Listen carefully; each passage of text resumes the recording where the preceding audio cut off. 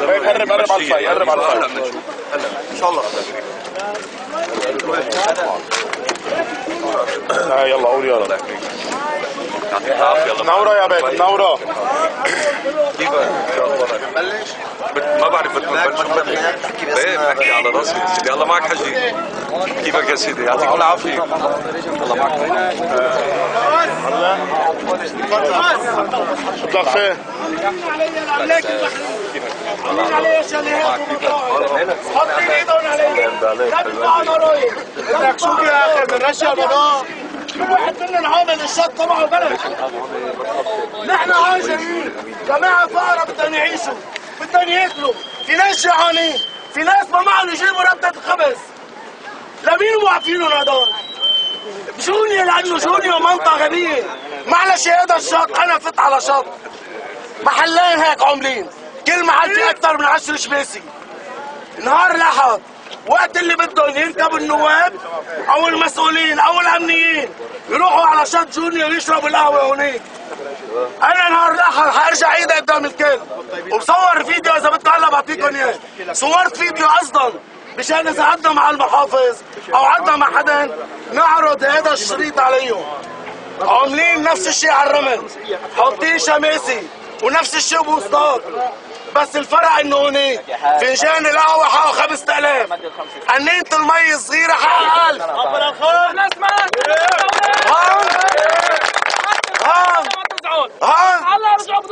صلي على النبي شوي بس خليني كفي. هون على هذا الشط بهالمنطقه الفقيره تقعد بتشرب القهوه وبتشرب الارجيله وبتطلب مي وبتشرب كابتشينو ما بتدفع 5000. انا بدي اسال سؤال، اذا انا رب عيله عندي 4-5 اولاد وجاي بدي كسر على البحر، بقدر اقعد غير محلات مثل هيدي؟ فيني اقعد بامواج؟ فيني اقعد بالفيلم؟ فيني اقعد عند هذا عرابي؟ فيني اقعد عند صحصح ادفع $100 حق فنجان قهوه 5000؟ ليش في شغل؟ معلش نحن بنقبل من المسؤوليه تاعونا، يعطونا شغل، يأمنوا لنا الشغل ونحن مستعدين ندفع حق فنجان قهوه 10000. يأمنوا لنا الشغل، الحوض الجاف موقفينه بيستوعب 3000 موظف، المرفأ اذا بيفعلوه بيستقبل 5000 موظف،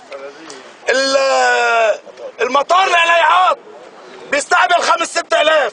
هدول الموظفين 10000 موظف بالشمال بيشغلوا 100,000.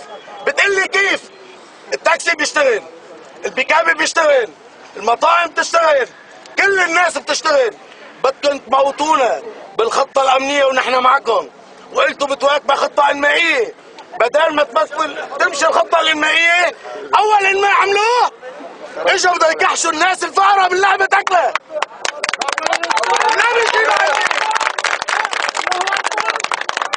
بس أنا بقول لك صار لو كان في انتخابات كانوا كلهم نزلوا وقفوا.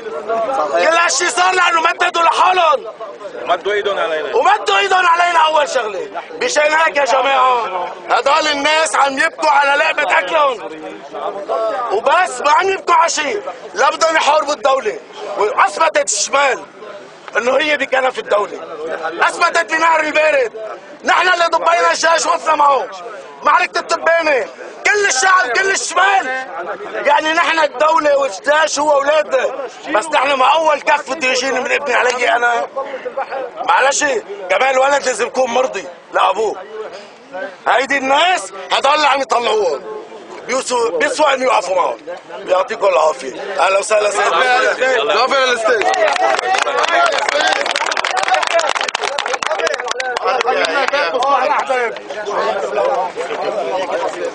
حبيب قلبي يا سيدي، من الطبيعي انه نكون واقفين اليوم لندفع. دقيقة بس عم يحكي دقيقة بس وطي شوي. حطوا بس وطي. بتزعل لي بس الله يرضى عليك. حاج منحاج. أنا طالع معك بالكاميرا. خلني. قرب بعد يحيى. يعني الطبيعي اليوم مع الشباب اخواتنا يلي عندهم قهوي على الشط. الموضوع اللي صاير هو انه لحديت هلا ما في ترخيصات، وعلى ما يبدو عم ينعمل خطه جديده. هلا اللي صار انه تم توقيفهم قبل ما بلشت الخطه الجديده. ما في شك انه هيدي الخطه ان شاء الله بدها تنعمل باسرع وقت. وانا اليوم تابعت مع سعاده المحافظ وكان متجاوب جدا، واللي رح يعملوه هلا حيتركوا الاوضاع ريثما تتظبط الكيوسكات الجدد يلي ساعتها كل واحد بيقدر يشتغل بطريقه مضبوطه. اللي كان عم بيحكي الاخ مضبوط، هيدي القصه ما بس للعيال يلي عم تشتغل بهالكيوسكات، لانه بالاخر كمان هيدي بتطال الناس يلي عم تجي تتفسح شوي، لانه الاوضاع الاقتصاديه متراجعه بطرافه. الوضع الانمائي سيء جدا، واليوم بدنا نحاول نشوف كيف نقدر نحافظ على محلات حتى يكون في فرص عمل. فاليوم منه مقبول ولا بشكل من الاشكال انه تتسكر اوضاعهم بلا ما يكون في حلول بديله.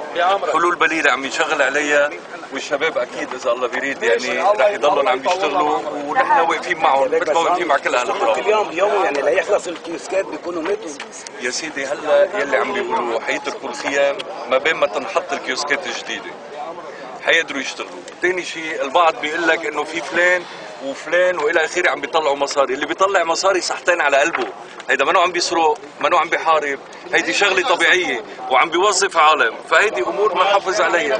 في نقاط عديده بالبلد ما بنقدر نجي نحن نفصل العالم عن الواقع ونخلي العالم تقعد ببيوتها بلا ما تقدر يكون عندها مدخول. مشان هيك هيدي امور بدها مسؤوليه عند الجميع وبدها متابعه باسرع وقت. اوكي؟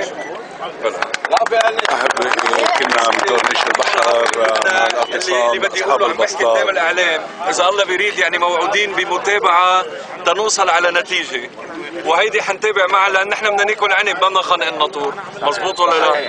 هلا على كل حال ما بين ما ناكل عنب حنكون واقفين معكم وعم نتابع